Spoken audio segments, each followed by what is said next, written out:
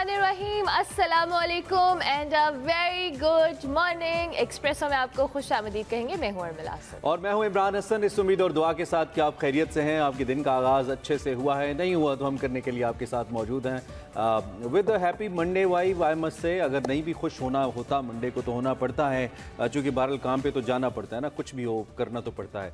आज का दिन तो खैर बहुत खूबसूरत है, चूँकि मौसम बदल रहा है और बाहर की आमद है, लेकिन पिछले कुछ लम्हे ख़ास तौर पर रात कुछ ख़ास खूबसूरत इसलिए नहीं थी क्योंकि एक ऐसी खबर आई जिसने पूरे पाकिस्तान को उदास कर दिया। पाकिस्तान फिल्म, पाकिस्तान टेलीविज़न का अगर कहना चाहिए कि एक इस्तारा, एक पहचान जिनकी वजह से पाकिस्तान टेलीविज़न को मिली, वो अदाकार मोहम्मद कवी खान साहब थे और कल कवी खान साहब हमसे जुदा हो गए। कनाडा में इंतकाल कर गए अदाकार कवी खान अपने साहबजादे अदनान कवी के साथ कनाडा में मुकीम थे, जहां उनका इंतकाल हुआ और उसके बाद जो अदाकार हैं कौमी वो कनाडा के शहर के अस्पताल में ज़ेर इलाज थे और इसके बायस 80 मुख्तसर इनकी अलालत थी, काफ़ी अरसे से बीमार भी थे, अपने बेटे के पास इलाज की गर्ज से मौजूद थे। 80 साल की उम्र में इंतकाल कर गए, जिगर के कैंसर में मुब्तला थे और ख़ानदानी ज़राए के मुताबिक कवी खान साहब की नमाज जनाजा पीर को नमाज जो है आज के दिन कनाडा में ही अदा की जाएगी। बिल्कुल मिसिसागा के अंदर होगी और वान शहर के अंदर कवी खान साहब का इंतकाल हुआ। हमें बहरहाल ये अफसोस रहेगा कि काश कवी साहब का जो जसद खाकी है वो पाकिस्तान आता, लेकिन ज़ाहिरी बात है फैमिली की अपनी मजबूरियाँ और नामसाइद हालात होते हैं जब इंतकाल हो जाता है। लेकिन क्या क्या बड़े अदाकार थे हम, जिसे आज वाकई मुझे लग रहा था उर्मिला कि छोटा मुंह बड़ी बात। हमारा मुंह वाकई इतना छोटा है कवी खान साहब कि हम आपके बारे में बात नहीं कर सकते। जब जब आपसे मिलना हुआ, जब जब आपसे इंटरेक्शन हुआ, ज़िंदगी का एहसास हुआ, ऐसा लगा कि हर दफ़ा कुछ ना कुछ सीखने को मिला और बतौर इंसान इतने खूबसूरत, इतने हम्बल आदमी थे उर्मिला। हम बतौर अदाकार उनको तो जानते हैं, लेकिन जब आपकी भी मुलाकात हुई, बिल्कुल हमारी तो एक्सप्रेसो के सेट पे ही इनसे मुलाकात हुई। मेरी इससे पहले शायद पहले किसी एक चैनल में हुई थी, लेकिन उसके बाद जब एक्सप्रेसो की ट्रांसमिशन हमने की तो उसमें कवी खान साहब तशरीफ़ लाए थे, तायर साहब भी मौजूद थे और इन दोनों जो कह रहे हैं हमारे लेजेंड्स की जो आपस में बातचीत हुई वो इतनी ज़बरदस्त थी, इतनी इंटरेस्टिंग थी, इतना कुछ सीखने को मिला। अपनी ज़िंदगी के तजुर्बात इन्होंने उस ट्रांसमिशन के अंदर शेयर किया और ये एजाज़ भी हमें एक्सप्रेस न्यूज़ की स्क्रीन और फिर हमें बिलखुसूस बतौर मेज़बान हासिल है कि हमने जो उनका बाकायदा तौर पर एक इंटरव्यू था वो देखा और कंडक्ट किया एक्सप्रेस न्यूज़ में। मुस्तनसर हुसैन तारर साहब के प्रोग्राम के अंदर कारवान सराय में कवी खान साहब तशरीफ़ लाए। अच्छा, मुख्तलिफ बड़े दिलचस्प एस्पेक्ट्स के ऊपर बात की, तो हमने आज 2-3 क्लिपिंग्स उसकी आपके लिए एडिट की कि हम ज़रा आपको दिखाते हैं और आप सुनिए। जैसा कि मैंने कहा कि वो अदाकार तो बहुत ही बड़े थे, लेकिन यकीन मानिए इतना हम्बल, इतने बड़े कद वाला शख्स हमने नहीं देखा। बहुत ही ज़बरदस्त आदमी थे। ज़रा थोड़ा सा तार साहब ने उनका जो इंट्रोडक्शन कराया था उस प्रोग्राम में, हम ज़रा पहले वो इंट्रोडक्शन देखते हैं और उसके बाद फिर जो गुफ्तगू हुई उसके भी चंद झलकियां आपको दिखाते हैं। जिस तरह मैं कहता हूँ कि अशफाक अहमद साहब टेलीविज़न के सबसे बड़े प्ले राइट थे, इसी तरह उसी तयक्कुन के साथ मैं कहता हूँ कि मोहम्मद कवी खान टेलीविज़न के और फिल्मों के सबसे बड़े अदाकार थे और मैं इन्हें मिस्टर टेलीविज़न कहता हूँ। और कई मरतबा ऐसे ही आपस में हंसी मजाक होता रहता है।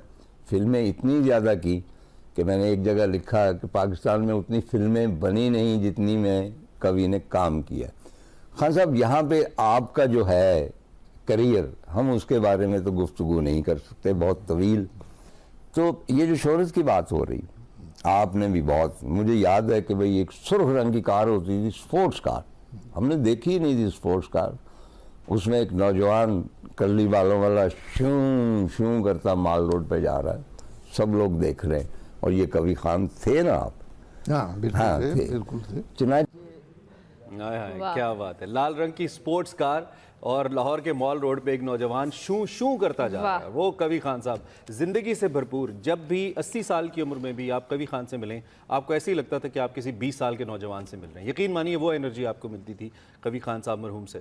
और फिर अदाकारी के अंदर आखिरी दम तक मिला, ही इज़ बीन एंगेज्ड, वो काम करते रहे। और रात को मैं सुहेल अहमद साहब को सुन रहा था, वो कह रहे थे मैं खुद उनको छोड़ के आया, तो आखिरी दम तक भी he is been engaged in work, काम करते रहे, रुके नहीं। जो भी उनके जूनियर एक्टर्स थे, कल पूरी जो एक्टिंग फ्रेटर्निटी थी, उन्होंने सब ने अपने अपने एक्सपीरियंसेस शेयर किए और किसी ने भी ये नहीं कहा कि वो उनके साथ किसी तरह का बुरा रवैया, हमेशा हर शख्स ने कहते हैं कि तारीफ़ की और जिस आजी इनके सारी के साथ वो अपने जूनियर से मिलते थे, उनको सिखाते थे। ऑब्वियसली उनके साथ काम करना इटसेल्फ सीखने का एक प्रोसेस था, बट स्टिल जिस तरह से जितने भी एक्टर्स में देख रही थी, उन्होंने कहा जी एक्टर तो वो शानदार थे ही, इंसान वो बहुत ज़बरदस्त थे। और कवी खान साहब की यही बातें हैं जो उन्होंने हमारे साथ, तायर साहब ने भी हमारे शो में भी की और अपने शो में भी उनके साथ गुफ्तगू की। स्पोर्ट्स कार का जिक्र कर रहे हैं और फेम की बात हो रही थी, तो बड़े बड़े लोग होते हैं और तायर साहब ने अपने शो में उनसे सवाल किया कि फेम को नहीं संभाल पाते, ऐसे कई अदाकार हैं, अपनी ज़िंदगी में कभी डगमगाए नहीं कवी खान साहब, क्या वजह थी, कैसे उन्होंने इस उरूज और जवाल को हैंडल किया? इस हवाले से कवी साहब ने क्या कहा आपको वो भी सुना। कई दफ़ा मरा, कई दफ़ा जिया, कई दफ़ा लोगों ने ख़त्म कर दिया मुझे, फिर मैं निकल आया, फिर ख़त्म कर दिया, फिर निकल आया। जो उरूज और जवाल मैंने एंजॉय किए हैं वो बहुत कम लोगों के हिस्से में आता है, लेकिन मेरा एक यकीन था, एक एतमाद था, एक सच था, एक हकीकत थी कि ये सब कुछ होना है और वो सब कुछ हुआ। तो जिसने तुम्हें क्रिएट किया है उसको कहो मुझे नहीं पता, मैं चला हूँ, ये है, बिस्मिल्लाह तवक्कल तो अल्लाह, अगर आपका यकीन है। वाह वाह वाह वाह, क्या बात है। फिल्म हो, टीवी हो, स्टेज हो, रेडियो हो, शानदार रहे, नंबर 1 रहे, तमगा हुस्न कारकर्दगी हासिल किया, सितारा इम्तियाज़ उनको मिला, उनसे नवाजा गया। उन्होंने मज़ीद ये कहना चाहिए कि जो ड्रामाज़ हैं उनके, जिसमें अंधेरा उजाला तो एक फ्लैगशिप उनका कैरेक्टर था उसके अंदर, जो वो जिसने उनको पहचान भी दी और फिर शोहरत की बुलंदियों पे पहुंचाया। उसके अलावा शायद ही कोई कैरेक्टर ऐसा हो ड्रामास के अंदर अदा करने वाला जो कवी खान साहब ने अदा ना किया हो। तकरीबन सभी किस्म की अदाकारी के अपने जौहर दिखाए और एक वर्सटाइल अदाकार के तौर पर दुनिया भर में जाने जाते रहे। अब भी जैसा कि हम जब उनकी बात कर रहे हैं, जैसे कि मैंने कहा कि अभी कई ऐसे प्रोजेक्ट्स हैं जो कवी साहब के चल रहे हैं और वो उनके बगैर यकीनी तौर पर नामुकम्मल रहेंगे। कनाडा में अदनान कवी जो उनके साहबजादे हैं उनके पास मुकीम थे और रिपोर्टेडली उन्होंने बताया कि मुख्तसर अलालत के बाद उनको वान के हॉस्पिटल में ले जाया गया और वहाँ पे ज़िंदगी की डोरी कट गई और वो अपने खालिक हकीकी से जा मिले। उन्हें सदारती अवार्ड बराए, जिसे तमगा बराए हुस्न कारकर्दगी कहा जाता है, जब सोल्ड, और कई बैनुल अक़वामी और कौमी अवार्ड्स उनको दिए गए। और यकीनी तौर पर जो पाकिस्तान शोबिस के अंदर उनकी कमी है वो हमेशा महसूस की जाएगी, उसको हमेशा महसूस किया। बिल्कुल 15 नवंबर 1942 को पेशावर में उन्होंने आंख खोली। कम उम्री में ही उन्होंने रेडियो पाकिस्तान से अपने फ़नी सफ़र का आगाज़ किया। 1964 में पाकिस्तान टेलीविज़न का आगाज़ हुआ तो पहले ड्रामे नजराना में चाइल्ड स्टार के तौर पर काम करने का एजाज़ भी कवी साहब खान साहब को हासिल है। इसके साथ साथ अगर बात की जाए तो अपनी जानदार अदाकारी से बहुत जल्द उन्होंने इंडस्ट्री में अपना मकाम बनाया और कई ड्रामों में मुख्तलिफ किरदार अदा किए। लाजवाब किरदार निभाए। हम अगर गिनने लग जाएंगे वक्त खत्म हो जाएगा, आपका काम खत्म नहीं होगा। अंधेरा उजाला, फिशार, लाहौरी गेट, मुट्ठी भर, मट्टी मट्टी, बेटियां, सिंड्रेला, दुरे शहवार और कई ऐसे ड्रामे,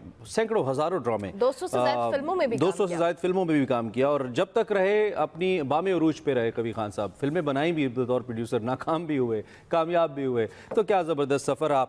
और मजमूई तौर पर जी हम यकीनी तौर पर भूल नहीं सकते हैं जो उनकी कंट्रीब्यूशन रही है towards our showbiz industry. And I think जब तक पाकिस्तानी ड्रामा, इनफैक्ट दुनिया भर में उर्दू ड्रामा रहेगा, कवी खान साहब का जिक्र रहेगा, डेफिनेटली उनका जिक्र रहेगा। मैंने उनके जो साथी अदाकार हैं उनके हवाले से बात की, दो कि वो खुद एक इंस्टीट्यूशन का दर्जा रखते थे, ख़ास तौर पर आने वाले लोगों के साथ जो स्टाफ था, प्रोडक्शन स्टाफ था, वहाँ जो उनके साथ लोग काम करते थे, हर किसी के साथ उनका रवैया कैसा था, आपको इस हवाले से भी कुछ सुनवाते हैं।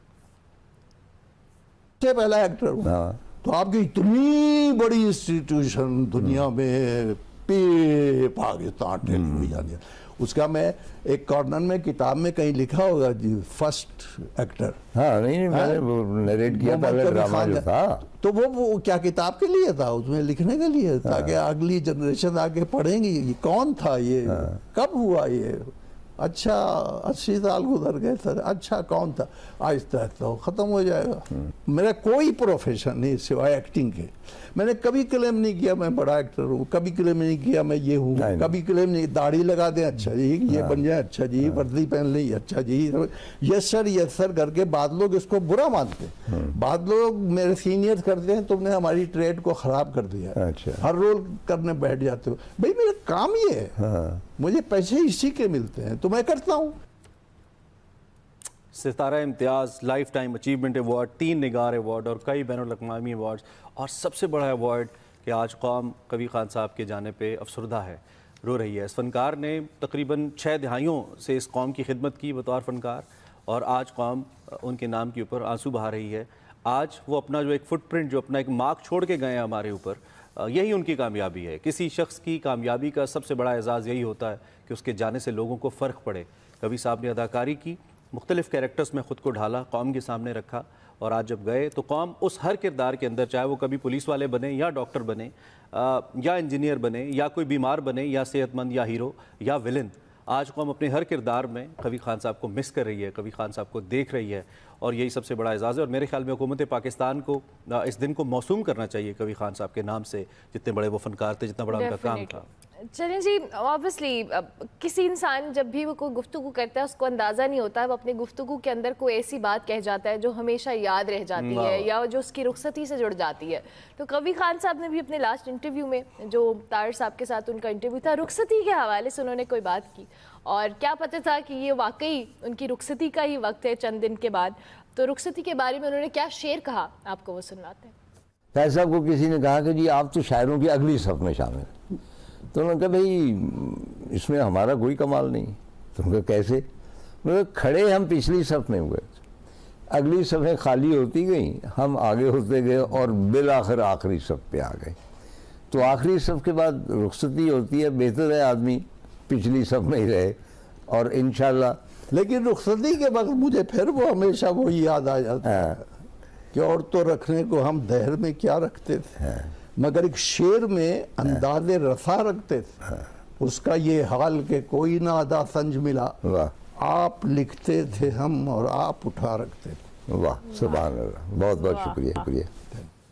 वाह वाह, कवी खान साहब की एक एक बात और उनके साथ गुजारा एक एक लम्हा हम तो नहीं भूलेंगे, और यकीनी तौर पे कौम भी नहीं भूलेगी। और यहाँ पे ये भी बताना बहुत ज़रूरी है कि कवी खान ने सिर्फ ख़ुद से अदाकारी नहीं की, बतौर अदाकार ख़ुद को नहीं मनवाया, बल्कि कई ऐसे बड़े अदाकार हैं जो इस वक्त इस फील्ड के अंदर हैं, वो बतौर उस्ताद उनको मानते हैं। और आज में मौजूदा दौर के जो मशहूर अदाकार हैं, जैसे हुमायूं सईद हैं या फ़हद मुस्तफ़ा हैं, या बड़े बड़े जितने भी अदाकार हमारे इस वक्त जिनका नाम है, उन सब की जब मैं बयानात और ट्वीट्स पढ़ रहा था तो उन सब ने उनको बतौर टीचर रिस्पेक्ट किया, और सब ने उनको खिराज तहसीन पेश किया। तो यकीनी तौर पे ये सिर्फ एक अदाकार या एक इंसान के तौर पर नहीं, एक अहद है पूरा, एक औरा है जिससे हम गुजरे हैं। और पाकिस्तान टेलीविज़न के सबसे पहले हीरो एक्टर, सबसे पहले मेन अदाकार होने का, जैसे सबसे पहली आवाज़ तारिक अजीज़ साहब की थी, सबसे पहले अदाकार कवी खान साहब थे। तो हमने, मुझे याद है जब हमारे शो के अंदर आए थे तो मैंने इनके इंट्रोडक्शन में कहा था कि नाउ कवी Khan doesn't mean drama, drama means कवी खान। जब हमारे जहन में ड्रामा आता है तो हमारे जहन में कवी खान आता है। ये इतना बड़ा नाम थे, और बिलाशुबा इनकी ज़िंदगी में कुछ उरूज व ज़वाल की दास्तानें भी हैं। आप अगर इनकी ज़िंदगी को पढ़ें तो बड़ा मुश्किल वक्त भी कवी खान साहब ने फाइनेंशियली भी देखा, जब इनकी फिल्म फ्लॉप हुई, फाइनेंशियली मुश्किलात का शिकार हुए, बट वो कहते हैं कि मैं डूबा फिर उभरा फिर निकल आया। तो ये इनकी ज़िंदगी रही, और बिल आखिर जनाब आज 2023 के अंदर मार्च में कवी खान साहब हमें नहीं रहे। इंतकाल तो कर गए, एक सुनहरी दौर तो ख़त्म हुआ। ये वो दौर था जब कवी खान समेत बहुत सारे ऐसे अदाकार थे जिनको एक टीवी ड्रामा या इंडस्ट्री का, आप जो कह लें ना, अरूज का टाइम था, जिसमें ऐसे बहुत सारे एक्टर्स आए। लेकिन कवी खान साहब इस एज तक अपने एज के मुताबिक जिन किरदारों को निभाते रहे और बहुत सारे यंग आर्टिस्ट के साथ वो काम करते रहे, डेफिनेटली उनके लिए भी ये खुशनसीबी की बात थी कि कवी खान जैसा लेजेंड उनके साथ काम कर रहा था, जिससे उनको उनकी ज़ात से बहुत कुछ सीखने को मिलता है। ऐसे लोगों के साथ जब आप इंटरेक्ट भी कर रहे होते हैं, आई रिमेंबर हम भी, मैं तो खैर बहुत ही जूनियर हूँ, बट स्टिल जब भी आप उनसे बात करते हैं, उनकी बात सुनते हैं, आपको बहुत सारी ऐसी चीज़ें समझ में आती हैं कि हम शायद अपने काम को इतना फॉर ग्रांटेड लेते हैं बाज़ दफ़ा। लेकिन जिन लोगों की ये डेडिकेशन है, जो मेहनत है कवी खान साहब की, ऑब्वियसली अप्स एंड डाउन्स हर एक की ज़िंदगी में आते हैं, हर एक के करियर में आते हैं, और उसके बाद जब इंसान उभरता है तो फिर वो ऐसा एक अजीम इंसान बनता है। और कवी खान साहब उसकी एक जीती जागती मिसाल थे, और उन्होंने अब अपने जाने के बाद भी ये साबित किया कि नशेबो फराज ज़िंदगी का हिस्सा है, लेकिन आपको हिम्मत नहीं हारनी, और लोग अगर आपको बाद में अच्छे अल्फाज में याद करें तो उससे बढ़कर और क्या हो सकता है। और बहुत ही अवामी आदमी थी। मुझे इनके साथ एक Pakistan national council of arts के अंदर एक प्रोग्राम करने का इत्तेफाक हुआ, और मुझे याद है कि उसमें कुछ वुज़रा भी बैठे थे, मुशीरान भी बैठे थे, यानी कि अहम शख्सियात थी। उसमें कवी खान साहब भी थे और मैं उस प्रोग्राम की मेज़बानी कर रहा था। तो उन्होंने आके लोगों में से चंद लोगों से मुसाफा किया, लेकिन जितनी भी बड़ी शख्सियात थी उनसे वो नहीं मिले। तो मैंने वैसे ही उनसे पूछा, मैंने कहा कवी खान साहब आपकी कोई मतलब कोई मसला है, आप नहीं मिले इनसे? तो उन्होंने कहा कि यार मैं अवामी आदमी हूँ, मैं अवाम से मिलना पसंद करता हूँ। He was that kind of a person. और हम आपको बता रहे हैं कि हमारा तो वक्त उनके साथ नहीं गुजरा इतना, लेकिन जिन लोगों का जैसे तारड़ साहब है, और आपको भी बताया कि बड़ी बेतकल्लुफी है तारड़ साहब बहुत ज्यादा है।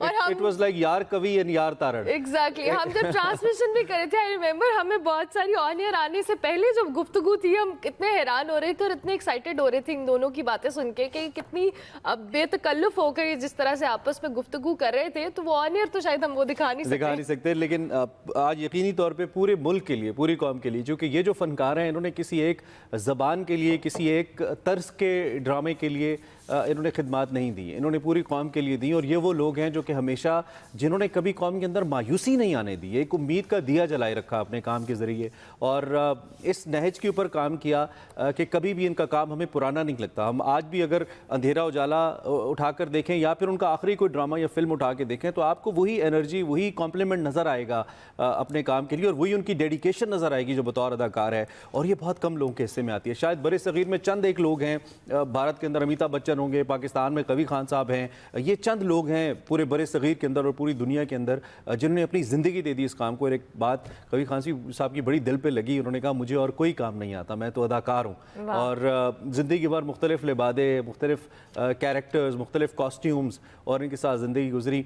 खैर बिलाखिर जी ये दुनिया है और इस दुनिया में जो आता है उसको जाना है। आज एक और लेजेंड की भी वैसे बरसी है, मैं चाहता हूँ कि मैं इस मौके का फ़ायदा उठाते हुए मैं उनका भी जिक्र करूँ। अमानुल्लाह खान साहब द फेमस कॉमेडियन, आज उनको भी दुनिया से गए 3 साल हो गए, और हमें मालूम है कि उन्होंने भी कितना काम किया, कौम को कितना सर्व किया, कितना हंसाया और मुसलसल हंसाया। बिल्कुल इतना हंसाया अमानुल्लाह साहब के हवाले से भी। और वो जो काम करते थे वो भी बहुत मुश्किल काम था, लोगों को एंटरटेन करना, लोगों को खुश करना।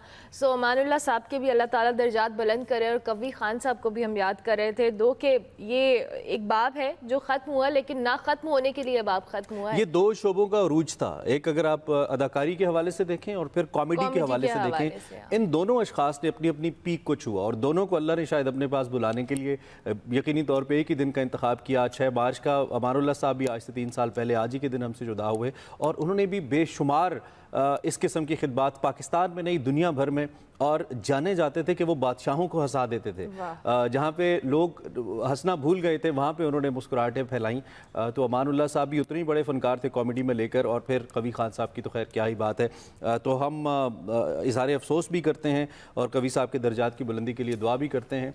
हम अपनी कैपेसिटी के अंदर ज़रूर याद करते रहेंगे, लेकिन वंस अगेन मैं कहना चाहूँगा by this platform, government of Pakistan को कवी खान साहब से मौसूम करना चाहिए। आज के दिन को कुछ ना कुछ ज़रूर उनको ट्रिब्यूट के तौर पे देना चाहिए, जो हम्बल एक कॉन्ट्रीब्यूशन हम कर सकते हैं। उनकी खिदमात का तो कोई नेमुल बदल हो नहीं सकता जो उन्होंने की है। खैर जी, कवी साहब को हमने याद किया, आगे बढ़ते हैं और बात कर लेते हैं कुछ क्रिकेट के हवाले से पहले कि हम ब्रेक लें। कल एक और मैच हुआ, और एक और मैच क्वेटा ग्लैडिएटर्स की टीम हार गई इस्लामाबाद यूनाइटेड से। It was a good match in the end, अच्छा हो गया था, और एक लम्हे के लिए लगा शायद कि कहीं लुढ़क ना जाए इस्लामाबाद यूनाइटेड, लेकिन ऐसा नहीं हुआ। एंड फाइनली इस्लामाबाद यूनाइटेड और आजम कल फिर बहुत अच्छा खेले। आजकल गुनगुनाते नजर आते हैं, अब तो आदत सी है मुझको ऐसे जीने में। अच्छा वैसे उन्होंने कहा छक्के की आदत होगी, छक्कों की आदत होगी, छक्के लगा रहे हैं। मतलब मुझे लग रहा था कि पता नहीं इनके अंदर क्या है, इनको लगता है कि बस हार्टिंग के लिए रखा। बट स्टिल जी कल इस्लामाबाद यूनाइटेड बड़े अच्छे अंदाज में जीता, प्लेऑफ मरहले में चला गया इस्लामाबाद यूनाइटेड, आई गेस, है ना? बिल्कुल जी, कल खुशी की इंतहा नहीं थी। अली नकवी साहब भी जो कि ऑनर है टीम के, उन्होंने स्पेशल एक ग्राउंड के अंदर अपनी एहलिया के हमरा एक सेल्फी थी, मैं अलग देख रहा था जिन्होंने पोस्ट की और इज़हार मुसरत किया।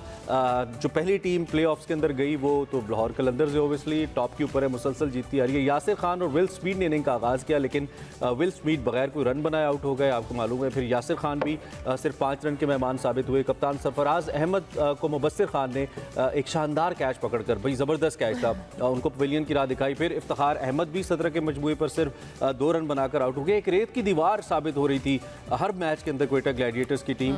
और फिर मोहम्मद नवाज और नजीबुल्लाह जरदान के दरमियान जो 104 रन की शराकत दारी लगी, उसने थोड़ा सपोर्ट किया, बट इन दी एंड हार गए। हाँ, इन दी एंड हार गए। फिर अब यही है, अब क्वेटा ग्लैडिएटर्स ने उमर अकमल साहब कल चल गए, ये एक अच्छी बात थी। उन्होंने बहरहाल 5 छक्के लगाए। जी उमर अकमल हैं, और 43 रन कल बना गए 14 रन 14 बॉल्स के ऊपर। कुफ्र टूटा खुदा खुदा करके ये वाला इस पे हम इन डिटेल आगे जाके क्रिकेट पे कोशिश करेंगे थोड़ी और बात कर ले। अभी हमने सिर्फ अपना तज्जिया दिया, एक्सपर्ट का भी शायद शामिल कर ले हम, कोई कसर रहेगी तो हम पूरी करेंगे। लेकिन जी इस्लामाबाद यूनाइटेड प्लेऑफ में पहुंच गया। अभी हम एक ब्रेक ले लेते हैं, ब्रेक के बाद वापस आते हैं। आप देखते रहिए एक्सप्रेसो।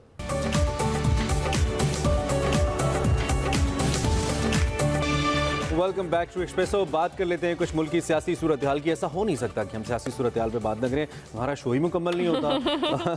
हमारा दिन का कोटा नहीं पूरा होता भाई। और नाजरीन को भी जैसे चाय ज़रूरी है ना, वैसे पॉलिटिक्स ज़रूरी है उनके लिए। तो कल हाई रहा जी सियासी पारा वंस अगेन, बल्कि कल तो बहुत बड़ी खबर है, इतवार भी था, लोग टेलीविजन सेट्स के भी सामने थे। और फिर उस पर इमरान खान साहब की गिरफ्तारी के हवाले से कल इस्लामाबाद पुलिस ज़मान पार्क पहुंची, जो कि उनकी रिहाइशगाह है। वहाँ पे कारकुनों ने शदीद मज़ामत की। जो एसपी साहब वहाँ पे आए उनको भी घेर लिया गया और रिपोर्टेडली कुछ नारे वारे भी लगाए गए उनके ऊपर। और जो एहलकार थे वहाँ पे उन्होंने एसपी साहब को घेरे में ले लिया, रेस्क्यू किया एक किस्म का, और फिर उन्हें बैक साइड से निकाला गया। दूसरी जानिब जब खबर आई, एसपी साहब से पूछा गया कि जी क्या आप गिरफ्तार करने आए हैं? उन्होंने कहा जी नहीं, हम अदालती हुक्म की तामील करवाने आए हैं और वो हमने नोटिस वसूल करा दिया है। नोटिस की जो तस्वीर फिर सोशल मीडिया पर आई, शिबली फराज साहब के दस्तखत के साथ उन्होंने इमरान खान साहब को नॉट अवेलेबल लिखा। और फिर इमरान खान साहब एक जोराने से खिताब के लिए उसी ज़मान पार्क में अपने कारकुनों के सामने आ गए। ये तो एक समरी है। पुलिस कल गिरफ्तार नहीं कर पाई, अगरचे कि कल पुलिस बाहर इंतज़ार भी करती रही इमरान खान साहब का। और लाहौर एयरपोर्ट पर एक जहाज़ भी स्टैंड बाय कर दिया गया था जो कि इमरान खान साहब को लेके जाता। और एक चैनल ने तो ये भी खबर दे दी कि उनके लिए जो अब्बासी साहब, शाहिद खान अब्बासी साहब वाला सेल है, वो भी तैयार कर लिया गया।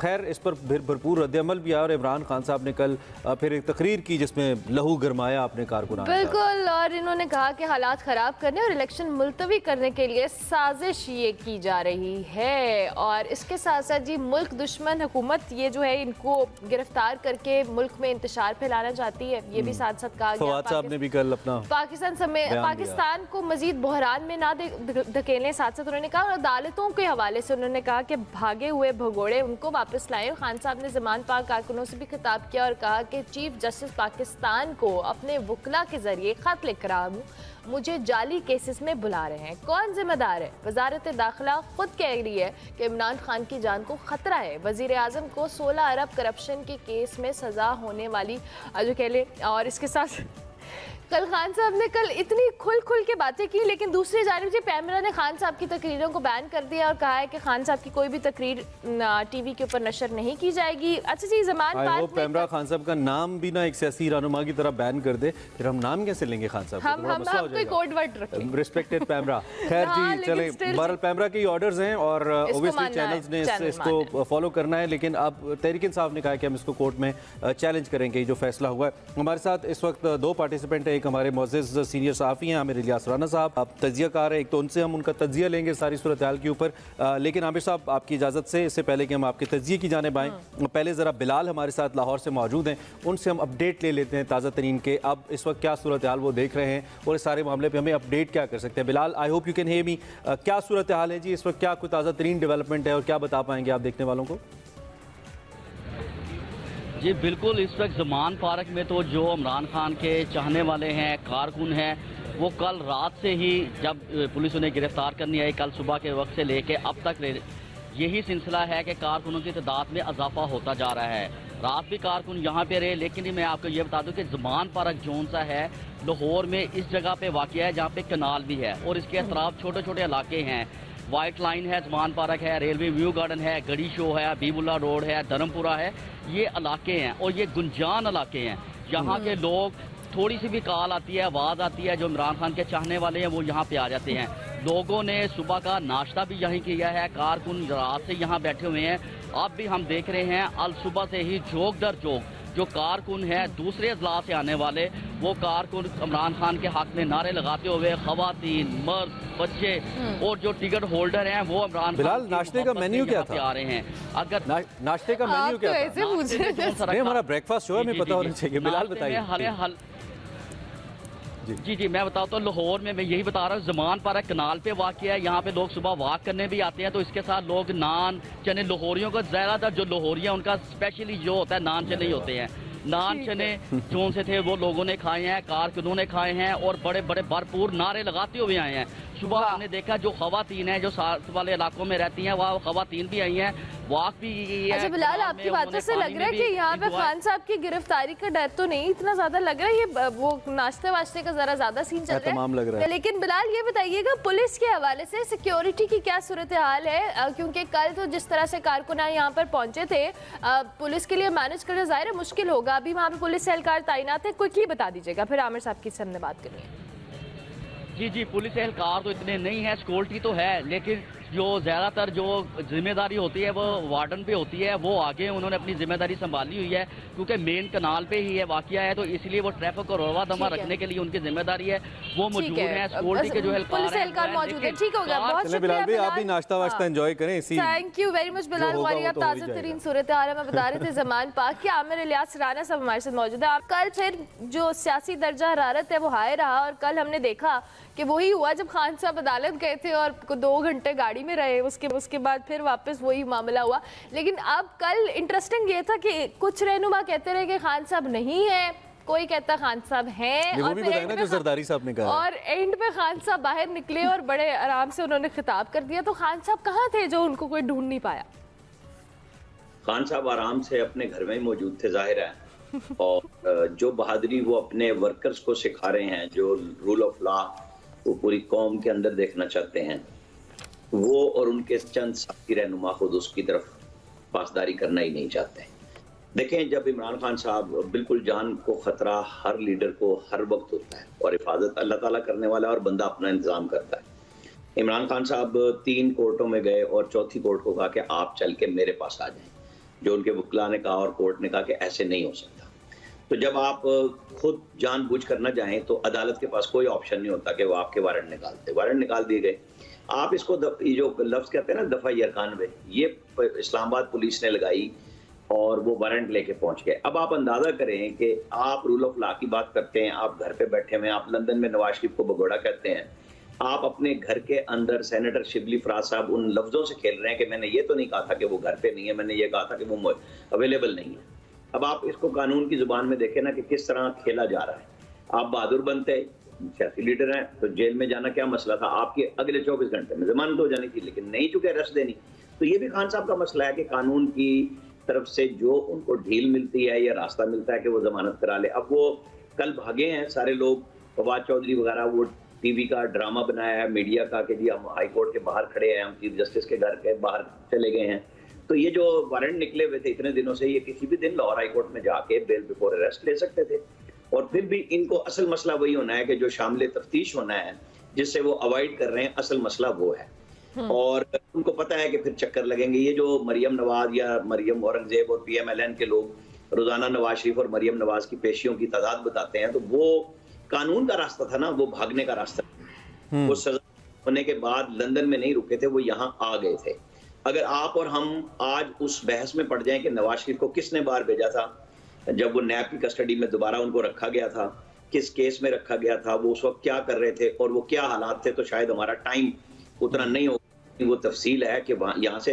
अच्छा आमिर साहब, एक बात जरा बताइए। यहाँ पे एक गलती इमरान खान ने की थी जब वो प्राइम मिनिस्टर थे, जब शहबाज शरीफ साहब ने फ्लोर ऑफ द हाउस पे कहा था कि इकोनॉमी करें, अपनी ओपोजिशन को दीवार में मत चुनवाएं और बात करें, सियासतदानों को बात करनी चाहिए। और खान साहब का आगे से रिस्पॉन्स ये था कि हम दहशतगर्दों से तो बात कर सकते हैं, हम इनसे बात नहीं कर सकते। आपको याद होगा, ऑन रिकॉर्ड उनकी स्टेटमेंट है।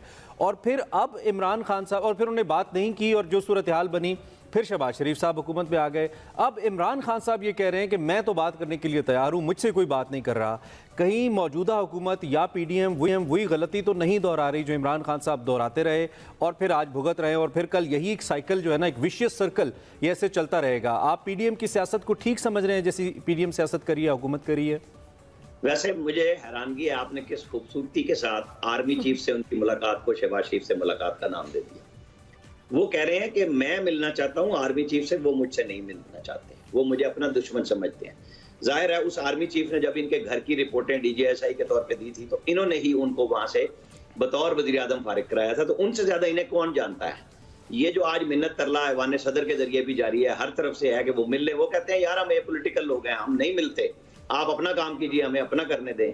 तो ये जो आपने फरमाया ना, वो सिर्फ परसों रात की एक बात थी कि मैं सबसे बात करने के लिए तैयार हूँ। फिर कल क्या खिताब किया वो भी आपने सुन लिया, क्योंकि खान साहब का 24 घंटे किसी बात पे रहना बड़ी बात होती है। ये जो स्टार्ट में बात हुई रूल ऑफ लॉ की, वो किसके लिए है? वो लोगों के लिए, वो आम आदमी के लिए। वो अपने लिए नहीं समझते कि जो मैंने कहना है वो दूसरों के लिए नसीहत है, खुद मियां फजीयत है। इमरान खान साहब को बहुत अच्छे मौके दिए शहबाज शरीफ ने वजीर आजम बनने के बाद कि बात कर लें। वो हमेशा कहते रहे, इन्होंने 1.5 महीना पहले भी ये कहा कि ट्रुथ एंड रिकंसिलिएशन कमीशन अगर बनना है तो मैं उसमें आमिर साहब ये भी है ना कि इमरान खान को ये भी पता है ना कि वो कहाँ बात करेंगे तो फिर हुकूमत से बात हो जाएगी, तो उधर से जवाब नहीं मिल रहा, बल्कि छुट्टी हुई है फिलहाल। बदलते हैं जिस तरह इमरान खान के तो 12 मौसम है, पाकिस्तान में 4 मौसम है, तो वहां पे भी अभी वो सफर और वो हवा शुरू नहीं हुई जहां वो सरतपा नैब के जरिए अपोजिशन के ऊपर एक अताब डाले हुए थे और उनके ऊपर हर रोज मुकदमे होते थे। ये जो कहते हैं साफियों पे मैंने कुछ नहीं किया, यहाँ एक लंबी तादाद है जिनको ऑफ एयर किया गया, बैन किया गया।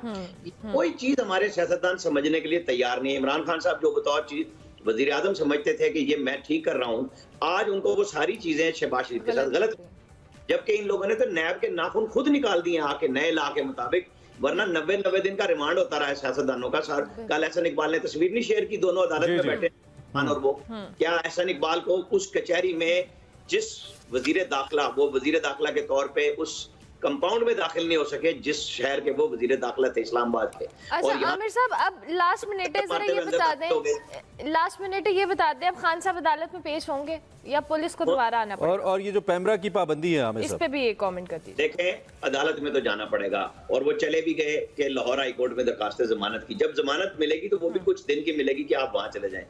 पैमरा, अगर आप कानून की बात करें तो कानून तो बिल्कुल इज़हार राय की आज़ादी देता है। कानून ये भी बताता है कि किन इदारों पे बात करनी है, किन पे नहीं करनी। इन्होंने खुद जो पाबंदियां लगवाई, आज उसका कुछ सामना करना पड़ रहा है। अभी वो काम हुआ ही नहीं जो इन्होंने जज उस बशीर मेमन के जरिए करने की कोशिश की और अकबर और जस्टिस जावेद इकबाल जो चेयरमैन नैब थे उसकी सूरत में हिज़्ब इख्तिलाफ पे हुआ।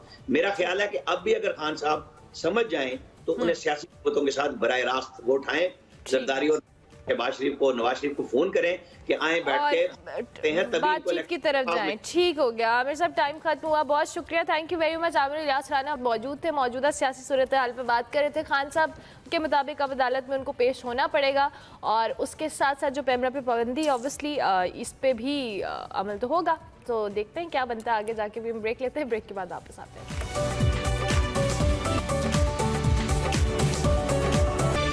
Welcome back to Expresso. Break के बाद वापस आ गए हैं। JPSL के हवाले से बात करेंगे। इस्लामाबाद यूनाइटेड ने क्वेटा ग्लैडिएटर्स को शिकस्त देकर प्लेऑफ में अपनी जगह बना ली। बड़ी कोई खबर दी है ना आपने, जैसे क्वेटा बड़े मैच जीता, ये शॉर्टेस्ट हैप्पी स्टोरी, ये खबर ही नहीं है। क्वेटा मैच जीत ही नहीं रहा, ये कोई खबर दे ही नहीं रहा हमें क्वेटा। खैर जी, प्लेऑफ मरहले में टीम पहुंची, ये खबर बहरहाल जरूर नहीं, मैं क्वेटा के हवाले से परेशान हूँ ना। क्वेटा इतनी अच्छी टीम, पता नहीं क्या हो गया, 200 भी डिफेंड नहीं कर सकते, 180 भी डिफेंड नहीं कर सकते, क्या कर रहे हैं। रावलपिंडी क्रिकेट ग्राउंड में मैच खेला गया। क्वेटा ग्लैडिएटर्स की जानिब से इस इनिंग का आगाज हमने आपको बताया था, विल स्मीड और यासिर खान ने किया। बगैर कोई रन बनाए विल स्मीड आउट हुए, फिर यासिर खान भी 5 रन के तौर पर एक मेहमानी साबित हुए। सरफराज अहमद साहब को मुबस्सिर खान ने बाउंड्री पर एक ब्रिलियंट कैच करके आउट किया। इफ्तिखार अहमद भी नहीं चल सके और इस तरह से एक सिलसिला चलता रहा। देन एक पार्टनरशिप लगी नवाज और जरदान की, तकरीबन 104 रन की। इसमें जो मोहम्मद नवाज साहब थे, इन्होंने 52 रन बनाए और उसके बाद आउट हुए नजीबुल्लाह जरदान, जो कि बहुत ही ज़बरदस्त बड़े स्ट्राइकिंग किस्म के बैटर हैं। उन्होंने 59 रन की एक अच्छी इनिंग खेली, एक अच्छी सपोर्ट दे दी। और फिर उमर अकमल साहब, कल 35 लाख साल के बाद उमर अकमल ट्रेंड कर रहे थे। एक वक्त में वो ट्रेंड किया करते थे बिकॉज बहुत अच्छे प्लेयर रहे हैं उमर अकमल। फिर उसके बाद वो कहीं और ट्रेंड करने लगे, कहीं और उनकी तवज्जो चली गई। खैर, कल 54 गेंदों पे 52 रन फाइनली बनाए, एक अच्छे स्ट्राइक रेट के साथ खेले और नतीजा ये निकला कि क्वेटा ग्लैडिएटर्स अब पार्टी स्पॉइल नहीं कर पाया इस्लामाबाद यूनाइटेड के लिए। हमने कहा था अब ये पार्टी स्पॉइलर हो सकता है। खैर, इसी पे हमने बात करनी है। इस वक्त हमारे साथ मौजूद है बिल्कुल Awais, thank you very much, बहुत शुक्रिया। कैसे हैं आप, ठीक ठाक हैं? अल्लाह का शुक्र, मुबारक है इमरान भाई आपको। नहीं अवैस, ये पेशावर ज़ुल्मी की तरफ है। आप क्वेटा में मुखालफत बढ़ा रहे हैं मेरी बस में। हाँ, बस हो रहा है। अच्छा, क्या कहेंगे आप क्वेटा पे? सब छोड़े का तो वही इशू रहा है अपना, समझ नहीं आ रही मुझे क्वेटा की टीम का आखिर हो क्या गया। कप्तानी का इशू है या जो बैट डकआउट में जो कोच बैठे हैं उनका इशू है, क्योंकि शायद कॉपी पेंसिल लेके अगर आप मुश्किलात या जो भी इश्यूज आपके चल रहे हैं क्वेटा की टीम में अगर उसको लिखते जाएंगे तो मुझे नहीं लगता कि मामला आपके हल होंगे। कल बैटिंग ऑर्डर देखें, जो सबसे बड़ा मसला है क्वेटा में वही चीज नजर आती है, जो आपका बैटिंग ऑर्डर है वही स्टेबल नहीं हो पा रहा। आपको समझ ही नहीं आ रही कि हम बैटिंग ऑर्डर क्या भेजें। सरफराज कभी नीचे चले जाते हैं खेलने के लिए, कल वो जिस पोजीशन पे आए वहां पर खेलने वो भी अच्छा परफॉर्म नहीं कर सके। फिर आपको एक तो अच्छी बात है कि अप्रिशिएट करना पड़ेगा इस्लामाबाद यूनाइटेड की टीम को, जो बॉलिंग यूनिट था उनका स्पेशली, उसने कल बड़ी जबरदस्त दिखाई है। चाहे फहीम अशरफ की बात करें वो बड़ा जबरदस्त आपको नजर आए हैं, उसके अलावा जो फारूकी अफगानिस्तान वाले उन्होंने जो बैकबोन तोड़ी थी कल क्वेटा ग्लैडिएटर्स की बैट्समैन की, आपने देखा कि हार्डली लग रहा था कि क्वेटा शायद 100 भी टच करे, मुझे लगा 70-80 पे आउट हो जाएगी, लेकिन ओपनर की कैमियो बड़ी जबरदस्त थी। ज़दरान क्योंकि अफगानिस्तान की प्लेयर है, वो बड़ा जबरदस्त एक अपना मिडल ऑर्डर बैट्समैन है, अफगानिस्तान की वन डाउन पोजीशन पे भी खेलता है, उसने बड़ी अच्छी एक पार्टनरशिप नवाज के साथ बनाई यहाँ पर, जिसने हेल्प आउट किया क्वेटा को इस रोल में अपना इधर तक पहुंचने में। लेकिन क्वेटा ग्लैडिएटर्स का जो सफर था वो तो आपको पता है PSL में खत्म हो।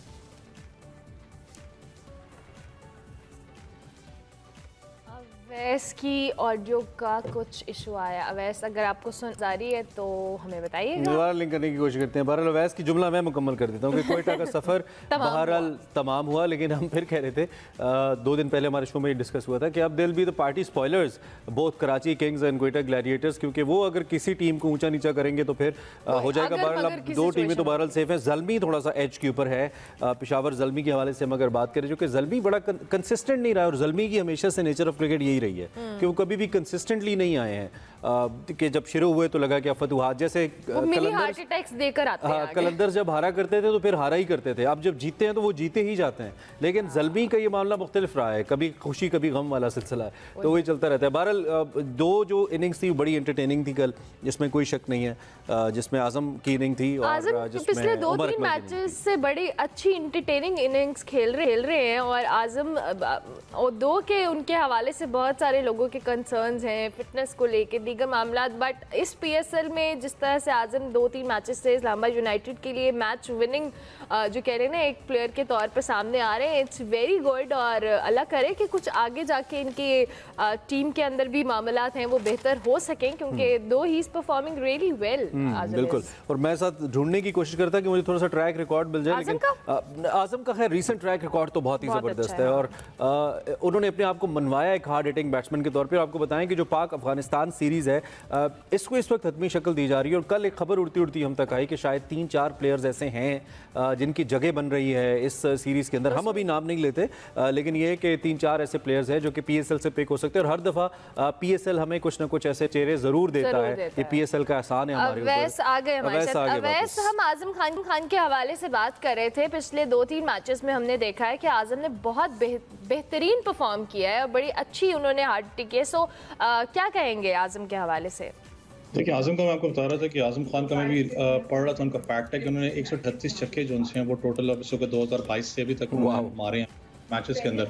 और जिस तरीके से उसने स्ट्राइक रेट अपना मिडल ऑर्डर के अंदर जो कि आपको चाहिए होता है एक बैट्समैन से, जो पाकिस्तान कहीं ना कहीं मिस कर रहा है, स्पेशली मिडल ऑर्डर के अंदर आपको स्पिन के आगे जो उनसा एक अच्छा बैट्समैन चाहिए, जो कि आज़म खान बड़ा अच्छा परफॉर्म कर रहे हैं। फिटनेस के इश्यूज अपनी जगह हैं, आपको पता है उनके ऊपर तनकीद भी की जाती है जी फिटनेस नहीं। ऑब्वियसली जब आपने इंटरनेशनल मैचेस खेलने तो आपको फिटनेस स्टैंडर्ड्स जो उनसे हैं वो बड़े मेंटेन करने पड़ते हैं। लेकिन जिस तरीके से आज़म खान ने कल परफॉर्म किया, आपने पूरे टूर्नामेंट्स में आपने देखा होगा, ये मैच हो चाहे पिछला मैच हो, वो मैच था जिसमें इस्लामाबाद नीचे लगी हुई थी और नो वे आज़म खान आते और मैच खा देते हैं। कल भी आपने देखा।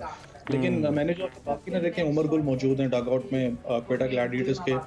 बॉलिंग यूनिट नसीम शाह बड़े ज़बरदस्त परफॉर्म कर रहे थे अपने अटैक फास्ट बॉलिंग के अंदर, लेकिन जो मिडल ऑर्डर्स हैं स्पेशली नवाज ने भी अच्छा परफॉर्म किया।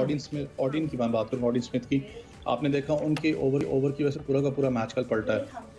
उनकी परफॉर्मेंस इतनी खास नहीं रही। मुझे समझ में नहीं टीम सिलेक्शन की आई कि आखिर टीम सिलेक्शन की क्या की है इस दफ़ा क्वेटा ग्लैडिएटर्स की, सिवाय एक जो टूर्नामेंट क्वेटा ग्लैडिएटर्स जीती थी यूएई के अंदर, उसके अलावा आप इमरान भी देख लें, कोई भी ऐसा कोई अपना। और वैसे इस टूर्नामेंट से कम एक बात बड़ी अच्छी साबित हुई है, वो ये है कि कहते थे जी it's a game of chance T20 cricket, कि जी 1 ओवर लग गया या 2 ओवर लग गए तो बदल जाता है, इसमें कोई शक नहीं है। लेकिन it's more of a technical job team selection, और पेशावर ज़ल्मी को अपनी बॉलिंग को लेकर और क्वेटा ग्लैडिएटर्स को ओवरऑल मेरे ख्याल में इस चीज़ का बड़ी शिद्दत से एहसास हुआ है कि उन्होंने क्या क्या गलतियां की हैं। मेरा लास्ट सवाल आपसे, चूंकि टाइम बहुत कम है, अब प्ले ऑफ्स की या जो पॉइंट्स टेबल की सिचुएशन है, आप चूंकि टेक्निकल आदमी है तो क्या कैलकुलेशन है, क्या शक्ल नजर आ रही है हमें इस वक्त पॉइंट्स टेबल की आगे जाके प्ले ऑफ्स के लिए, क्या देख रहे हैं आप? देखिए, ऑब्वियसली 2 टीमें तो क्वालिफाई कर चुकी हैं इस वक्त। मुल्तान का बड़ा झटका मैं कहता हूँ, अभी तक क्वालिफाई नहीं किया। इस्लामाबाद यूनाइटेड लाहौर तो क्वालिफाई कर चुका है, लेकिन एक चीज़ है, अभी भी कराची किंग्स टूर्नामेंट से बाहर नहीं हुई, क्योंकि कराची का ये था कि क्वेटा हारे। वो जिप्सन बट्स की बात हम फिर करते हैं, लेकिन पेशावर का टाई जोन सी जो नीचे से कराची और पेशावर स्पेशली, क्योंकि मुल्तान तो ऑब्वियसली क्वालिफाई कर ही जाएगा, जो पेशावर और अपना जो इसकी टाई है कराची की, वो बड़ी इंपॉर्टेंट होगी, क्योंकि यहाँ पर कराची ने बेशक आज का मैच बड़ा इंपॉर्टेंट है, वो जीतना है अगर कुछ ना कुछ चीज चाहती है। अगर आज क्वेटा ने कराची को हरा दिया उसका मतलब है दिल स्पॉइल देयर पार्टी, राइट? हम तो जाएंगे तो तुम्हें भी ले डूबेंगे, तुम्हें भी ले डूबेंगे। ठीक हो गया, thank you very much Awais, बहुत शुक्रिया आप जी का। अवैस हमारे साथ मौजूद थे, मौजूदा जो क्रिकेट की सूरत हाल उस पर अपना तज्जिया दे रहे थे। अभी हम एक ब्रेक लेते हैं, ब्रेक के बाद वापस आते हैं।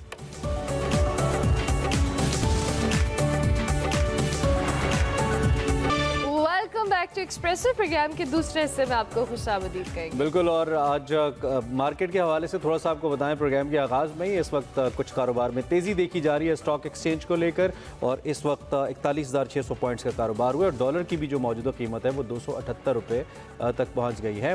ये भी ताज़ा तरीन डेवलपमेंट है डॉलर के हवाले से भी, आपको आने वाले बुलेटिन में भी इस बारे में आगाह करते रहेंगे। फिल वक्त हम मेरा पाकिस्तान देखते हैं, और आज हम बात करने जा रहे हैं जी पाकिस्तान में मौजूद भाटी गेट, लाहौर की जो मशहूर जगह है, और इसे चेल्सी ऑफ लाहौर भी कहा जाता है। ये क्यों इस नाम से मशहूर है, इसकी क्या खूबी है, आपको दिखाती हैं, फैरा फैज़ दिखा रही हैं आज के सेगमेंट मेरा पाकिस्तान।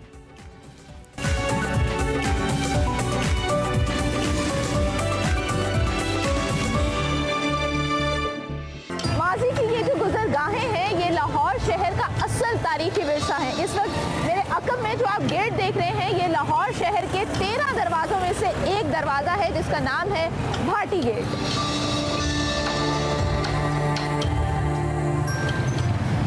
भाटी गेट का ये तारीखी दरवाज़ा आज भी अपनी जगह पर मौजूद है। आप इसको देख सकते हैं कि ये आधे से ज़्यादा ज़मीन के अंदर धंस चुका है। ना तो ये बंद होता है, ना ये हिल सकता है और ना ही ये खुल सकता है, लेकिन दरवाज़ा यहाँ पर मौजूद है। अब अगर इसकी थोड़ी सी हिस्ट्री की बात करें तो कहा जाता है कि महमूद गजनवी ने जब राजा जयपाल को शिकस्त दी थी तो उसके बाद इस दरवाजे को राजपूत के कबीले भाट या भट्टी का नाम दिया गया था, लेकिन अब इस दरवाजे को भाटी गेट के नाम से जाना जाता है। एक चीज़ और भी है, और वो ये है कि मुगल बादशाह अकबर ने अपने अहद में इस दरवाजे को दोबारा से तामीर करवाया था। तो नाज़रीन, जैसे कि आप लोग ये जानते हैं कि हुक्का जो है हमारी पुरानी सकाफत है, और भाटी गेट में एंटर होते ही सबसे पहली दुकान यहाँ पर हुक्के की है, और यूँ मालूम होता है कि आज भी ये लोग हमारी सकाफत को जिंदा रखे हुए हैं। भाटी गेट अपने चटपटे खानों की वजह से बहुत मशहूर है, क्योंकि यहाँ पर खानों के शौकीन अफराद की भरमार रहती है। इसके अलावा एक और चीज़ आपको बताती हूँ कि ये जो इलाका है ये पहलवानों की वजह से भी बहुत मशहूर है, क्योंकि जस्सा पहलवान, गामा पहलवान, इमाम बख्श पहलवान और इसके अलावा काला मारू पहलवान जो है उनका ताल्लुक भी इसी इलाके से था, जिन्होंने पूरे बरे सगीर में बहुत नाम रोशन किया। ये जो मेरे पीछे आप मस्जिद देख रहे हैं ये है जामिया मस्जिद हजरत शाह इनायत कादरी अल मारूफ ऊंची मस्जिद। अब आप सोच रहे होंगे ये थे कौन, तो ये जो हैं ये बुल्ले शाह के मुर्शिद थे, और आपको याद होगा या आपने पढ़ा होगा कि बुल्ले शाह जो थे वो घुंघरू पहन के नाचे थे, तो वो अपने इन मुर्शिद के लिए घुंघरू पहन के नाचे थे। ये जो मेरे पीछे आप हवेली देख रहे हैं ये मोना सिख की हवेली थी, जो क़याम पाकिस्तान से पहले की यहाँ पर मौजूद है, और ये जो दुकान है ये उसकी उस वक्त की करियाने की दुकान थी, लेकिन अब यहाँ पर एक सब्जी की दुकान मौजूद है। भाटी गेट से एंटर होते ही आपको इस तरह के खूबसूरत झरोके, जिन्हें बालकनीज कहा जाता है, ये यहाँ पर नज़र आएंगे, और यही हमारे कदीम लाहौर की असल और रंगीन सकाफत है। तो आइए आगे चलते हैं और देखते हैं बाजार में और क्या क्या है। अस्सलाम, आपको उस जगह का पता है जहाँ पर इलामा इकबाल ने बैठ के अपनी पहली शायरी की थी? आपको नहीं पता? चलें जी आगे से पता करते हैं। अस्सलाम वालेकुम। जी वालेकुम अस्सलाम। क्या आपको उस जगह के बारे में पता है जहाँ पे इलामा इकबाल ने बैठ के पहला शेर लिखा था, या अपने दोस्तों के साथ बैठा करते थे? उस थड़े का मालूम है आपको? वो एक थड़ा जहाँ इकबाल ने पहला शेर कहा। हाँ वही थड़ा, वही थड़ा। उसकी तलाश में आई। बिल्कुल उसकी तलाश में आई हूँ। आइए मेरे साथ। आपका क्या तारुफ है? मैं वक्त का मुसाफिर हूँ। अच्छा। मैं दास्तान को हूँ। ये वो थड़ा है जहाँ इकबाल ने अपनी ज़िंदगी का पहला शेर सुनाया था। अरे वाह वाह वाह। आइए बैठिए। वो इकबाल का जो अहद था वो कैसा था? वो बहुत खूबसूरत दिन थे, और ये 1900 के अवाखिर का जिक्र है जब इकबाल इस थड़ा पर बैठा करते थे। अच्छा। अपने दोस्तों के साथ। आपको वो पहला शेर आता है? जी, वो था मोती समझ के चुन लिए शाने करीमी ने, कतरे जो मेरे अर के इनफाल के थे।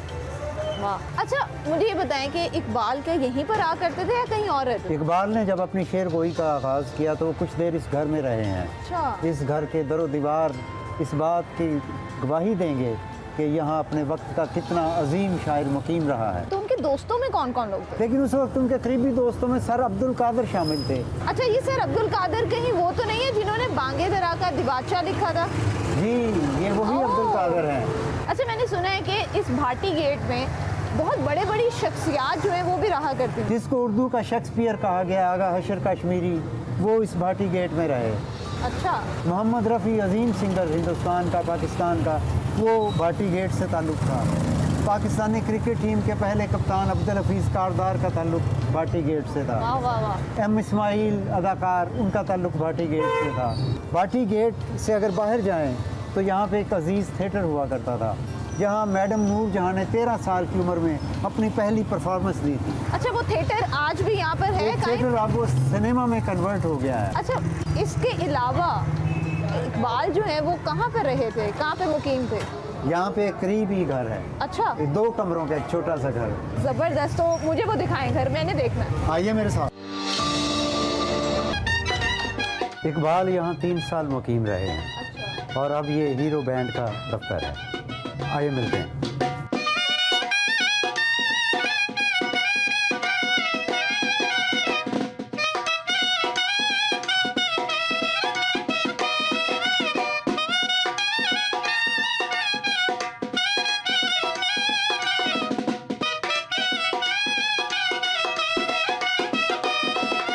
वाह जी वाह वाह। मुनीर हुसैन साहब, मुझे ये बताइएगा कि आप कितने अरसे से यहाँ पर मुकीम हैं? जी मैडम, 40 साल से यहाँ से मुकीम हैं। तो इसको बुझाने की कोई खास टेक्निक होती है? जी जी बिल्कुल ज़रूरी है, सीखना पड़ता है ना। इलामा इकबाल जो मुफक्किर पाकिस्तान है, उनकी जगह पर आप लोग यहाँ पर मुकीम हैं, तो मुझे बताएं कितना फ़ख्र महसूस होता है? बहुत ज़्यादा फ़ख्र, हमारे लिए बहुत वैसे रहमत है, वैसे इज्जत है। अच्छा खान साहब, आप सुर शनास हैं। जी जी। सुर तख्लीक करते हैं। जी जी। यहाँ आपसे पहले एक लफ्ज़ डर रहता था।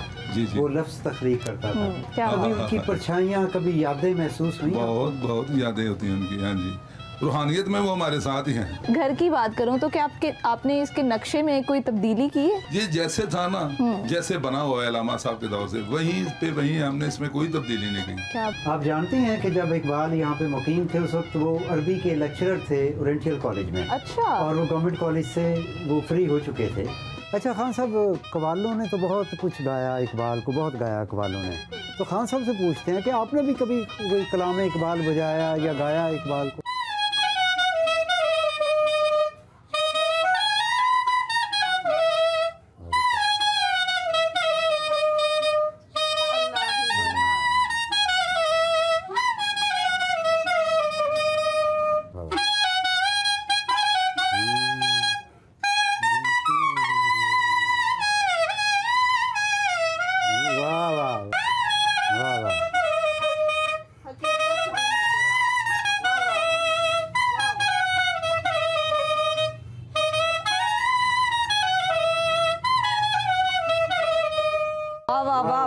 बहुत शुक्रिया सर, बहुत शुक्रिया, बहुत शुक्रिया। इस वक्त जिस मंजिल के बाहर मैं मौजूद हूँ, इसको कमर मंजिल कहा जाता है और ये 1908 में यहाँ पर तामीर की गई थी। कमरुद्दीन उस वक्त के एक इंजीनियर थे जो रेलवे स्टेशन पर काम करते थे और उन्होंने ये खूबसूरत सी इमारत अपनी रिहाइश के लिए यहाँ पर तामीर कराई थी। भाटी गेट में फ़कीर खाना म्यूज़ियम भी मौजूद है। यहाँ पर हमारे हिस्ट्री, आर्ट और कल्चर के बहुत सारे नवादरात महफूज हैं। इस वक्त जिस बाज़ार में मैं मौजूद हूँ, इसको बाज़ार हकीमा कहा जाता है और ये भाटी गेट का सबसे पुराना और मशहूर बाज़ार है। इस वक्त जिन सीढ़ियों पर मैं मौजूद हूँ, ये उस दौर में हाथियों के उतरने के लिए बनाई गई थी। यहाँ पर बहुत सी तारीख छुपी हुई है, लेकिन अफसोस इस चीज़ का है कि बहुत सी ऐसी हमारी तारीखी चीज़ें हैं जो अब वक्त के साथ साथ ख़त्म हो चुकी हैं। उम्मीद करती हूँ कि आपको आज का ये सेगमेंट पसंद आया होगा। मुझे दीजिए इजाज़त और देखते रहिए Expresso. Welcome back to Expresso. अब हम बात कर लेते हैं भाई कुछ एंटरटेनमेंट के हवाले से, ये कह लें।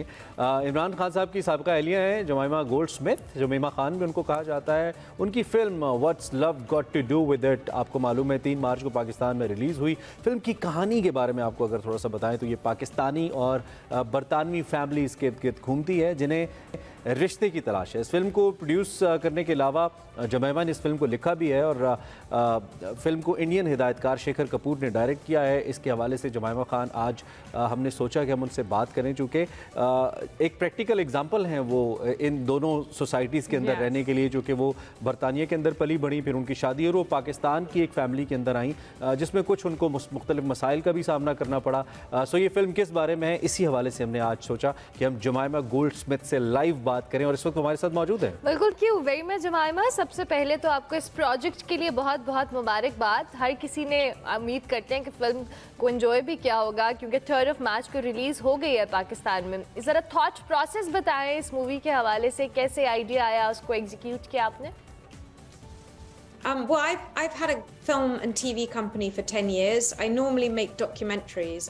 मेरा टीवी कंपनी से ताल्लुक गुज़श्ता 10 सालों से है और मैं ज़्यादातर हकीकी ज़िंदगी पर मबनी डॉक्यूमेंट्रीज पर काम करती हूँ, जिसमें इंसाफ के निज़ाम की पामाली और ऐसी कहानियाँ शामिल हैं जिनका हकीकत से ताल्लुक हो। जैसा कि मेरी एक कहानी एक अमरीकी नयाद पाकिस्तानी लड़के के बारे में है जिसको ताहयात कैद की सज़ा सुनाई गई, वो भी गैर मुनसिफाना इल्ज़ामात की बुनियाद पर। इसमें बड़ी वजह इस्लामोफोबिया भी शामिल है। मैं संजीदा वाक़यात पर डॉक्यूमेंट्रीज बनाती हूँ और ये मेरा पहला तजर्बा था। स्क्रीन राइटिंग में मैं कुछ मुख्तलिफ करना चाहती हूँ। मैं पाकिस्तान के हवाले से एक मस्बत पहलू को लेकर चलना चाहती हूँ जो कि कुछ लोगों के लिए बहुत हैरान कुन है, क्योंकि यहाँ बरतानिया में पाकिस्तान को वैसे भी एक खौफनाक जगह के पैराहे में देखा जाता है, जिसकी बड़ी वजह खबरों में जिस तरीके से पाकिस्तान को बनाकर पेश किया जाता है और दुनिया में वैसे भी बहुत तारीख अंदाज में पाकिस्तान को पेश किया जाता है। इसीलिए मैं पाकिस्तान की हैरान कुन हद तक रंगीन और खूबसूरत मंजर कशी करना चाहती हूँ, जिसमें यहाँ का म्यूज़िक, खाने, रंग और मेहंदी के भंगड़े, एक मुकम्मल मुख्तलिफ पाकिस्तान जिसकी मंजर कशी अमूमन वेस्ट में की जाती है।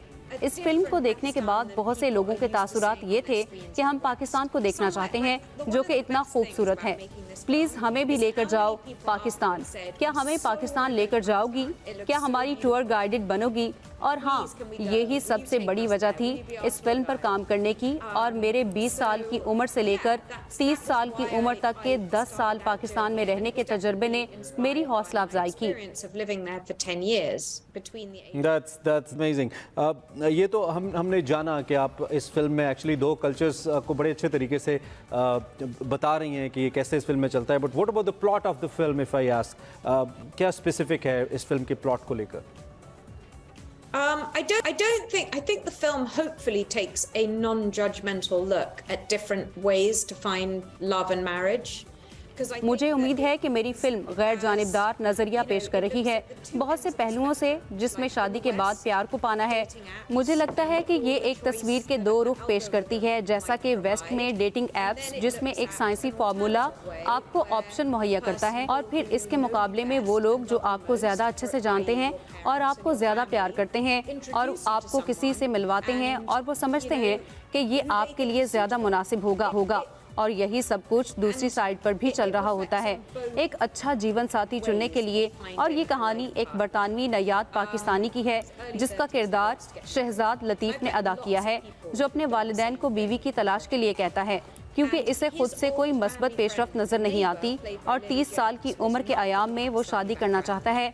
और मैं बहुत सारे ऐसे लोगों को मिली हूँ जिन्होंने ये सब कुछ किया है बरतानिया में, और इसका पुराना ख़ानदानी दोस्त और पड़ोसी लिली जेम्स जिसका पाकिस्तानी बैकग्राउंड नहीं है, और वो इस बात पर हैरान होती है कि वो जानते हुए भी इस रिश्ते को कबूल करता है, और वो एक डॉक्यूमेंट्री फिल्म मेकर है और वो इस तमाम शादी के सफ़र की फिल्म बनाती है जिसमें आप मुकम्मल अजनबी से शादी करते हैं, मगर इस तमाम अमल में वो अपने तासुब की वजह से अरेंज मैरिज की गलत फहमियों पर सवाल उठाती है। फिल्म के आखिर में क्या होता है मैं आपका मजाक किरकिरा नहीं करने दूंगी। She asks her own mother to choose her husband, but that's amazing. You have wrote this film और इसमें आपने लव मैरिज को डिस्कस किया, और आपकी जो कि लव मैरिज हुई थी, कितना इम्पोर्टेंट हिस्सा रहा your personal experience while writing this movie? Well, first of all, our marriage was the only non-arranged. लेकिन लिली एक माँ है और अपने खावंद की तलाश में है। मैं मजीद फिल्म के मज़े को बिगाड़ूंगी नहीं। सबसे पहले तो मेरे साबिक खामन के ख़ानदान की तारीख में हमारी शादी गैर तयशुदा पहली शादी थी। इनके ख़ानदान में हमेशा अरेंज मैरिज ही होती है। मेरे बच्चों के बहुत सारे कज़न्स की अरेंज मैरिज हुई, सबकी नहीं लेकिन बहुत सारे कज़न्स की अरेंज मैरिज है। मैंने इन सब को बहुत गौर से देखा है और मैंने 10 साल जो इधर रही हूँ इसमें अंदाज़ा लगाया कि ये अरेंज मैरिज ज़्यादा कामयाब होती हैं, जिसमें दोनों हंसी खुशी और मोहब्बत से रहते हैं।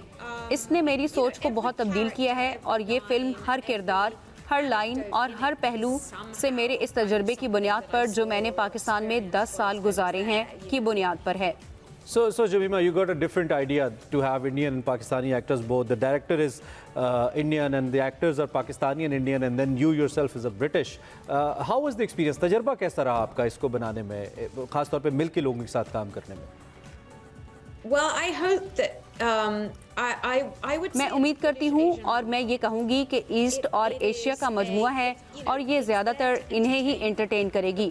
इस फिल्म का मकसद लोगों को हंसाए और रुलाए और यही सब कुछ आप चाहते हैं बतौर फिल्म मेकर। और मैं उम्मीद करती हूँ फिल्म देखने के प्रोसेस के नतीजे में एक मज़े की गुफ्तगू जन्म लेगी और यही एक बोनस है। ब्रिटिश एशियन का इस फिल्म पर रद्द-ए-अमल बहुत बेहतरीन था, जिसके नतीजे में मुझे अच्छे पैगामात मौसूल हुए।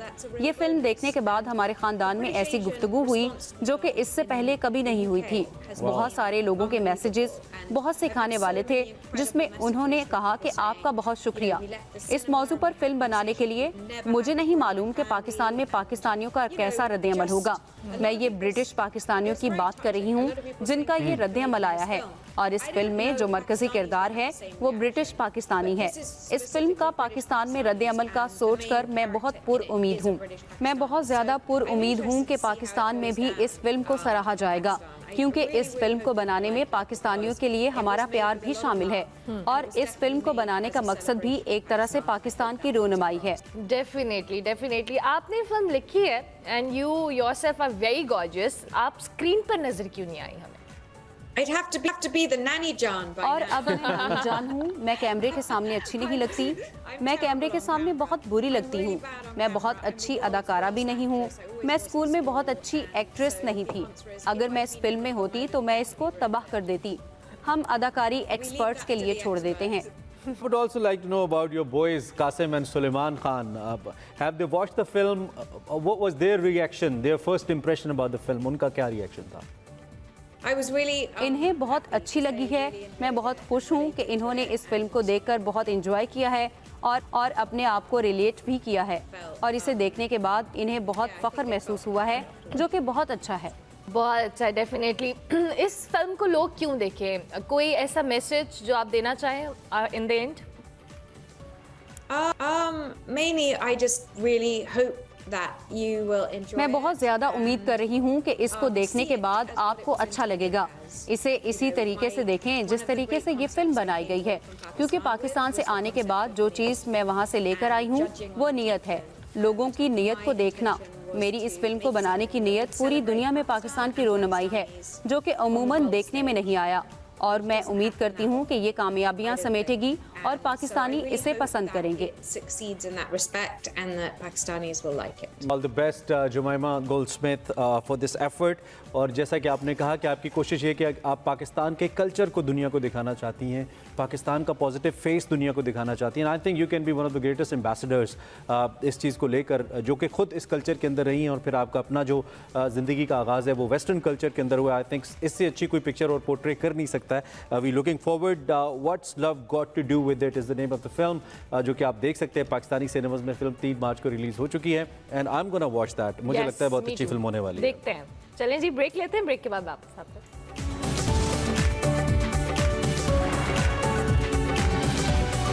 Welcome back to Expresso. अब आपको दिखाएंगे हमारे सेगमेंट माइंड मैटर्स, जिसमें वकार अहमद मलिक और कामरान सलीम बात कर रहे हैं कि जंगली हयात का जो तहफ़्फ़ुज़ है उसमें कुछ कामयाबी की कहानी है, वो क्या है, देखते हैं आज के सेगमेंट माइंड मैटर्स में। अस्सलाम वालेकुम नाज़रीन, मैं वकार अहमद और आप देख रहे हैं माइंड मैटर्स। आज हमने बात करनी है वाइल्ड जो हमारी लाइफ है उसको किस हद तक खतरा है। और कामरान सलीम जो है वाइल्ड फोटोग्राफर हैं, उन्होंने बहुत खूबसूरत तस्वीर खींची हैं परिंदों से ले के स्नो लेपर्ड और रीछों के हवाले से जो देवसाई में है, इनकी कमाल तस्वीर हैं। और एक सेगमेंट हमने पहले किया था जिसमें हमने आपको एक तस्वीर दिखाई थी जो कोई बहुत ही खूबसूरत तस्वीर थी जो इन्होंने हालिया कोई 2-3 महीने पहले इन्होंने खींची और बहुत ही खूबसूरत तस्वीर स्नो लेपर्ड की है जो कि अपने हंट की तरफ बढ़ रहा है। हम जब भी वाइल्ड लाइफ के वाले से बात करते हैं तो हम कहते हैं कि पाकिस्तान में कुछ सक्सेस स्टोरीज तो हैं और हम उन पर फ़ख्र भी करते हैं, जिस तरह मार्खोर है, स्नो लेपर्ड है या देवसाई बेयर है, उसमें हम कहते हैं कि नहीं, क्योंकि कम्युनिटी का उसमें बहुत अच्छा किरदार रहा है और जिसकी वजह से हम उसको बचाने में कामयाब हुए हैं और बजा तौर पे हम फ़ख्र भी करते हैं। लेकिन इसका मतलब ये बिल्कुल भी नहीं है कि उनको बिल्कुल अब वो ख़तरे से बाहर हो गए हैं। हो सकता है कि वो अभी भी ख़तरे में हों और हम किसी गलत फहमी में हों और उनकी तादाद उस तरह ना बढ़ रही हो जिस तरह की बढ़ रही है। कामरान सलीम से बेहतर हमें कौन बता सकता है। और मेरा सवाल, बहुत शुक्रिया कामरान भाई, मेरा सवाल आपसे ये है कि जो स्नो लेपर्ड है इसकी तादाद पहले और अब क्या इसमें कोई फ़र्क आया है और क्या अभी भी इसको कोई ख़तरा है? जी पहले से तो बहुत बेहतर है, इसलिए कि कुछ NGOs ने पिछले को 15-20 साल से काम कर रहे थे, उन्होंने लोकल कम्युनिटी को अवेयर किया और उनको बताया कि इसमें आपका भी फ़ायदा है। फ़ायदा इस सूरत में कि टूरिस्ट ज़्यादा आएंगे उनको देखने के लिए, या फोटोग्राफर्स जैसे इंटरनेशनली भी अब काफ़ी लोग हुंजराब आ रहे हैं, टीम्स पूरे एक साल के लिए वहाँ के जो लोग ये आपको साइटिंग करवाते हैं तो वो उनकी बुकिंग होती है।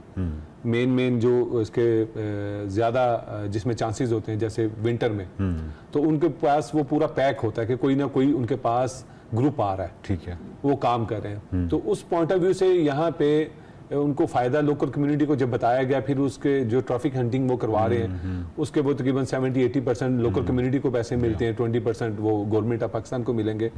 तो उस हवाले से जब अवेयरनेस क्रिएट हुई वहाँ पे नंबर्स ऑफ आईबैक्स या मारहोर बढ़े, ठीक है, उनके बढ़ने से ये हुआ कि जो एक फूड चेन है वो बहाल हुई। अब स्नो लेपर्ड के लिए खाने के लिए अगर कुछ नहीं होगा तो वो तो मादूम हो जाएगा, वो खत्म हो जाएगा। तो इस पॉइंट ऑफ व्यू से तो बड़ा है, लेकिन अभी भी काफ़ी चीज़ें हैं जिन पे हमें कुछ काम करना पड़ेगा, ठीक है। उनमें जैसे विलेजर्स हैं, वो इस पॉइंट ऑफ व्यू से उनको गुस्सा आता है कि जी उनकी बकरियों पे अटैक किया, बकरियां मार दी या यॉक मार दी। जैसे हम अभी वहाँ पे मौजूद थे तो कुछ 16-17 बकरियां, वो नीचे एक गाँव है मोरहोन के पास, तो वहाँ पे उन्होंने वो मार दी। फिर वो चपुरसा के इलाके में वहाँ पे उन्होंने इसने कुछ बकरियां मार दी। तो जैसे जैसे इनके हम नंबर ऑफ आईबैक्स बढ़ाते जाएंगे ना तो ये इसके लोकल अटैक्स कम हो जाएंगे। लेकिन जब लोकल अटैक करता है तो लोग गुस्से में इसको मार देते हैं। अच्छा, उसमें वहाँ पे अवेयरनेस NGOs करवा रही है कि आप अपने जो मवेशी खाने हैं उनको एक जाल से ढक दे, ठीक है, ताकि वो अंदर ना आ सके। तो वो काफ़ी काम कर रहे हैं, उसमें अभी काम होने वाला है। उसमें कुछ लोकली उसमें प्रॉब्लम्स हैं या जहाँ से फंड आ रहा है वहाँ से कुछ प्रॉब्लम्स हैं, कुछ टेक्निकली इश्यूज़ हैं। फिर उसके बाद जब ये गुस्से में अपने मवेशी को मरता हुआ देखते हैं तो उसके बाद विलेजर्स उसी मरे हुए मवेशी के ऊपर वो पॉइजनिंग करते हैं। वो सबसे ताकि वो वापस आए और ताकि वो वापस आए और उसको खाए और मर जाए।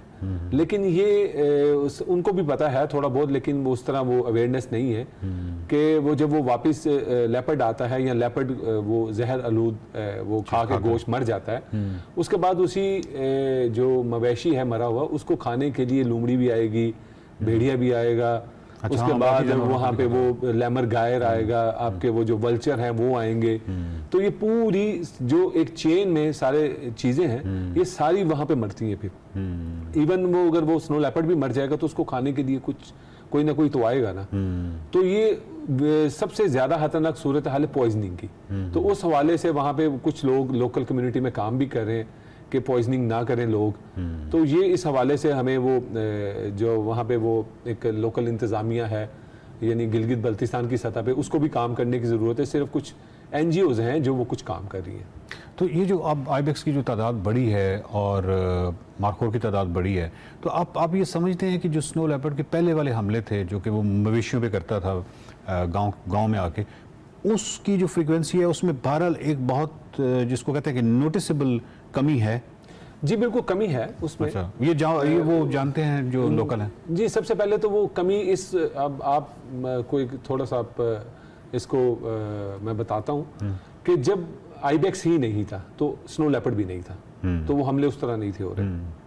अब अच्छा, अगर स्नो लेपर्ड की तादाद में भी अब इजाफा होगा तो स्नो लेपर्ड की जब नंबर ऑफ आईबेक्स बढ़े हैं, अब देखें आपके बॉर्डर पे वो है हुंजराब, या आप चित्राल जाएं तो वो एक बॉर्डर एरिया सा बनता है, वहाँ पे आप अफगानिस्तान की तरफ, ये तो कुछ मुल्क हैं जिनके अंदर ये स्नो लेपर्ड मौजूद है, जैसे चाइना के कुछ एरियाज हैं, इंडिया में है, पाकिस्तान में है, अफगानिस्तान के कुछ एरियाज में है, अच्छा रशियन कुछ स्टेट में है। तो ये सिर्फ 4-6 कुछ मुल्क हैं जिनके अंदर स्नो लेपर्ड है। अगर यहाँ पे नंबर ऑफ आईबेक्स बढ़ेंगे, ब्लू शीप बढ़ेगी या दूसरे इस तरह के चौपाए बढ़ेंगे, तो वो उस तरफ से इस तरफ भी आएगा, ज़रूर आएगा।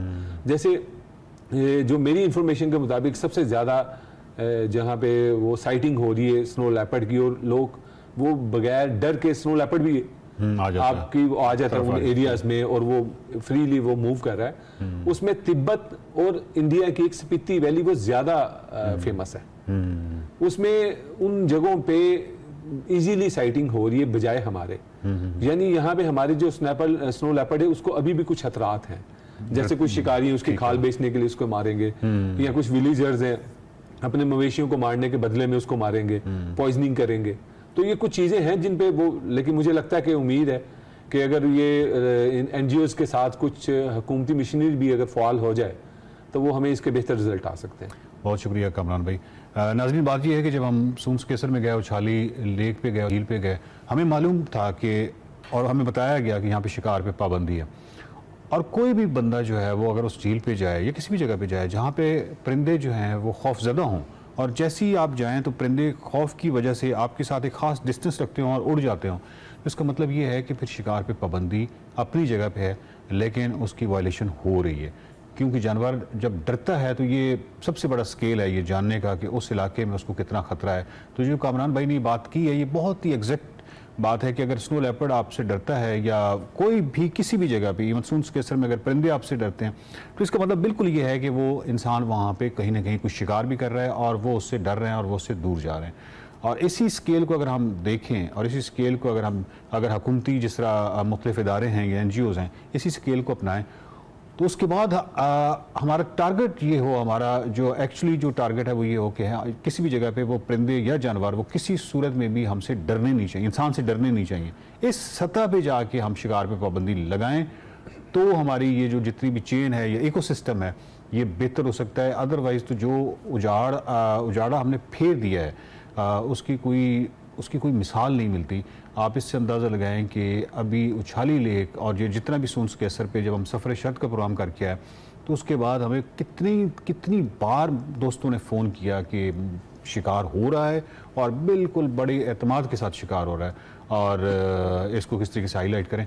लेकिन बात यह है कि ये हसासियत जब तक कम्युनिटी में डेवलप नहीं होगी और हुकूमती इदारों में बैठे हुए लोगों के अंदर नहीं होगी, उस वक्त तक कुछ नहीं हो सकता। देखते रहिए mind matters. Welcome back to Expresso. अब आपको दिखाएंगे हमारे सेगमेंट हेल्थ एंड फिटनेस, जिसमें खुशी हमें कुछ एक्सरसाइज करा रही है। देखते हैं। वेलकम गाइस, मैं हूँ खुशबख्त हेल्थ एंड फिटनेस सेगमेंट के साथ। और गाइस आज आपको मैं आपका वर्कआउट करवाऊंगी। इसके लिए मैं फ्लोर पे कुछ एक्सरसाइज होंगी, 6 एक्सरसाइज होंगी, 1 minute each mean 60 seconds each exercise, और एक ही राउंड होगा। अगर आपको ये ज़्यादा इंटेंस लग रहा है तो हम 30 सेकेंड्स का भी कर सकते हैं। अगर बिगनर हैं या ज़्यादा इंटेंस लग रहा है तो ये 30 सेकेंड्स पे भी लेके आ सकते हैं, और 2 राउंड्स करने हैं इसके आपने। सो फर्स्ट एक्सरसाइज गाइस, हम फ्लोर पे जाएंगे। वी गोना डू हम पहली एक्सरसाइज बहुत ईजी करेंगे, सबके लिए ईजी है। So guys, hands behind your head and lift your neck and shoulder up. Make sure you're not pulling the shoulder from your hands आगे की तरफ. Just lift your shoulder up and just ये हाथ जो है support के लिए हैं. Second minute होगा bicycles. Right elbow, left knee, left elbow, right knee, and make sure your legs are extending forward. इसको easy भी कर सकते हैं feet ground पे रख के, जिनके लिए leg lift करना मुश्किल है. थर्ड एक्सरसाइज ओके गाइस, जो थर्ड एक्सरसाइज है 3rd मिनट होगा, उसमें हम प्लैंक में जाएंगे. प्लैंक में जाके हमने अपने शोल्डर्स को स्लाइटली शिफ्ट करना है फॉरवर्ड. सो इसमें आपकी कोर टाइट रहेगी एंड मेक श्योर कि जब आगे मूव कर रहे हैं you're flexing your core as well. ठीक है, hips are tight, stomach are tight and keep moving forward. बहुत तेज नहीं करना, ठीक है, आपने नॉर्मल स्पीड पे करना है इसको. And then fourth minute would be on the floor as well. Flutter kicks, legs extended both. आपने हेड डाउन करना है, हेड डाउन कर सकते हैं अगर आपको नेक पे इशू हो रहा है या नेक पे प्रॉब्लम है। आई लिफ्टेड अप क्योंकि थोड़ा सा चैलेंजिंग हो जाता है ये। So breathe out with every rep.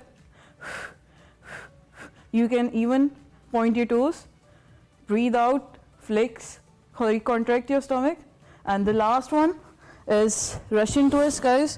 You need a dumbbell. अगर dumbbell नहीं है तो उसके बगैर भी हो सकता है। Feet on the floor. ये beginners के लिए। Make sure you're tilted back, back is straight, chin is up. And then with the dumbbell. जो थोड़ा advanced level पे भी हो जाएगा। Feet थोड़े से उठा लें, bend कर लें, back straight, chin up. अगर ये नहीं हो रहा, then feet down and with the dumbbell, side to side and breathe out. So guys, इसके आपने 2 rounds करने हैं, 1 minute each. अगर आप beginner हैं, then 30 seconds each and 1 minute rest in between sets. 2 set करेंगे, 12 से 14 मिनट के आप workout होगा. बहुत intense workout होगा. Try this at home and we'll bring you new exercises soon, inshallah. Take care, Allah Hafiz. I think it's good to start your week with a healthy activity. आपको exercise करनी चाहिए, ये बात मैं अपने आप को भी कह रहा हूँ, बहुत ज़रूरी है हमारे लिए। अच्छा जी, आगे बढ़ते हैं। और इन दी एंड हमने शुरू में थोड़ा सा जिक्र किया था, लेकिन ये हो नहीं सकता कि एक लेजेंड का दिन हो, उनसे रिलेटेड हो और हम उनकी बात ना करें। हम लाखों करोड़ों चेहरों पर मुस्कुराहटें बखेरने वाले नामवर कॉमेडियन अमानुल्लाह खान साहब की बात कर रहे हैं, जिनको मद्दाहों से बिछड़े 3 बरस बीत गए। नामवर अदाकार थे, किसी तारुफ के मोहताज नहीं। लाहौर के एक गरीब से घराने में आँख खोली, बड़ी कस्मा पुरसी की ज़िंदगी अवाइल दिनों में गुजारी, अपनी जवानी में मेहनत मजदूरी करते रहे। उन्होंने अपने करियर का बाकायदा आगाज़ 1995 में थिएटर से किया और छोटे मोटे किरदार निभाए। लोगों को हंसाने का कमाल फ़न आता था और यही अमानुल्लाह खान साहब की शनाख्त बनता चला गया। और यूँ अपनी बेपनाह सलाहियतों की वजह से, जिसे कहना चाहिए कि पहले फिल्म बंटू का हिस्सा बने, इसमें आपकी अदाकारी को बेहद पसंद किया गया, PTV के कुछ ड्रामास किए और फिर थिएटर में तो जब आए तो कमाल कर दिया, दिलों पर राज किया। बिल्कुल, 2014 में फिल्म नामालूम अफराद ने अपनी अदाकारी के जौहर दिखाए। अमानुल्लाह खान साहब ने 880 दिनों पर मुहित नाइट थिएटर करके आलमी रिकॉर्ड भी बनाया और आपने थिएटर के लिए एक से बढ़कर एक ड्रामा पेश किया और ड्रामों को अपनी कॉमेडी से यादगार भी बनाया। अगर हम ड्रामों की बात करें तो बहुत ही ज़बरदस्त ड्रामे उनके क्रेडिट के ऊपर हैं, जिसमें दीवाने, खिड़की के पीछे, मोहब्बत, CNG, इसके अलावा UPS और शर्तिया, उसके अलावा शर्तिया मिठे, इस तरह के बहुत कई ड्रामे हैं जो उनके प्रोफाइल का हिस्सा हैं। और आप ना सिर्फ पाकिस्तान बल्कि दुनिया भर में कॉमेडी की वजह से बेहद मकबूल थे और कहकों के बादशाह अमानुल्लाह खान, अगर हम बात करें, मकबूल तरीन कॉमेडी शोज़ का भी हिस्सा बने रहे मुख्तलिफ स्टैंड अप कॉमेडी को मुतारिफ कराने वाले पाकिस्तान और बरे सगीर के अंदर, और फिर उसकी पहचान बनने वाले। और इस वक्त पाकिस्तान या भारत में जितने भी कॉमेडियन स्टैंड अप कॉमेडी कर रहे हैं, चाहे उसकी कोई भी फॉर्म है, वो कहीं ना कहीं अमानुल्लाह साहब के अंदाज को लेकर चल रहे हैं। और मुख्तलिफ शख्सियात को ओढ़ लेना, उनका बयान करना, रोज़मर्रा ज़िंदगी की जो किरदार हैं उनको अपने कॉमेडी में ढाल कर लोगों के सामने बयान करना, ये खासा था अमानुल्लाह खान का। इसलिए उनको कहा जाता है कि अमानुल्लाह खान हिस्ट्री में एक ही आया है अब तक इतना ज़बरदस्त कॉमेडियन जिसने मुख्तलिफ किरदारों को निभाया है।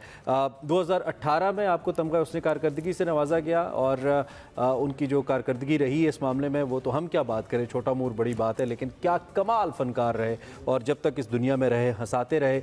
मुख्तलिफ TV चैनल्स का भी हिस्सा रहे जिसमें वो अपनी जो फ़न है उसके जौहर दिखाते रहे। सो हम आज उनको याद करें, उनको गरीक़ रहमत करें। लेकिन अमानुल्लाह साहब, जब भी अब दिल करता है कुछ अच्छा कॉमेडी हल्का फुल्का देखने का, हम तो अमानुल्लाह साहब को देखते हैं। चलें जी, प्रोग्राम का आखिरी हिस्सा है। आखिर में एक खबर आपने बिल्कुल एक खबर है, वो वज़ीर-ए-आज़म शहबाज शरीफ साहब के हवाले से है। आपने देखा ही होगा हमारे बुलेटिन में, दोहा में अमीर कतर शेख तमीम अल-थानी से उनकी मुलाकात हुई। बामी मफाद के जो वसी तर उमूर हैं उन पर तबादला ख्याल हुआ, जो मुआशी ताउन का फ़रोग़ है इस पर दो तरफ़ा ताल्लुकात पर भी बात हुई। पाकिस्तान ने और प्राइम मिनिस्टर ने बिलखुसूस जो कतर ने अभी FIFA वर्ल्ड कप 2022 का इनेकाद किया, उस पर पाकिस्तान ने उनको सराहा भी और पाकिस्तान की आपको पता है बड़ी सपोर्ट भी रही है।